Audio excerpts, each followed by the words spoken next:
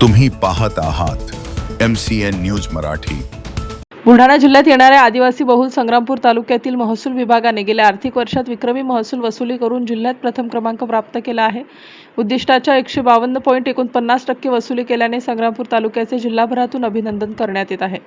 जमीन महसूल, भूसंपादन व गौण खनिज रॉयल्टी घाट असे मिळून 11,80,98,000 रुपये महसुली वसुलीचे उद्दिष्ट असताना संग्रामपूर तालुका महसूल कार्यालयाने गेल्या 31 मार्चपर्यंत तब्बल 18,85,00,000 रुपयांची विक्रमी वसुली करत जिल्ह्यात चमकदार कामगिरी केली आहे। यासाठी संग्रामपूर तहसील कार्यालयाचे तहसीलदार प्रशांत पाटील यांच्यासह तहसील कार्यालयातील इतर अधिकारी व कर्मचाऱ्यांनी महत्त्वाची भूमिका बजावली आहे। सातपुडा पर्वताच्या पायथ्याशी असलेल्या या संग्रामपूर तालुका प्रशासनाने प्रथमच जिल्ह्यातून प्रथम क्रमांक घेतल्याने महसूल विभागाच्या रूपाने संग्रामपूर तालुक्यात पुन्हा एकदा मानाचा तुरा रोवला गेलाय।